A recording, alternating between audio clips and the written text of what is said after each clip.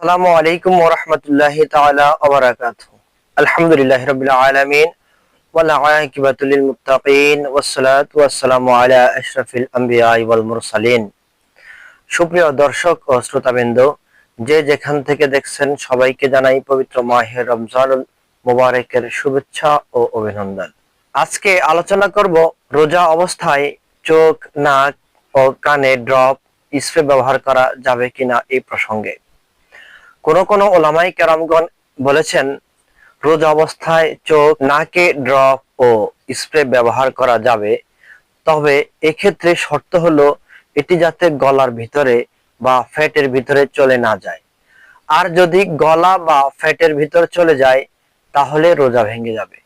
তবে শুধু মুখের ভেতর আসলে তা না গেলে কুলি করে বাহিরে ফেলে দিলে রোজা নষ্ট হবে না। অধিকাংশ ওলামায়ে কেরামদের মতে নাকে বা কানে তেল বা ওষুধ প্রবেশ করানো হলে রোজা ভঙ্গ হয়ে যাবে। বিশেষ করে নাকের ড্রপ গলা দিয়ে পাকস্থলীতে নামার সম্ভাবনা খুবই বেশি। এমন হলে রোজা অবশ্যই ভঙ্গ হয়ে যাবে। যদিও কিছু কিছু ওলামায়ে কেরামগণ ড্রপ ব্যবহারের পক্ষে মন্তব্য করেছেন, তবুও উত্তম হলো রোজা অবস্থায় নাকে কানে তেল বা ওষুধ ব্যবহার না করা।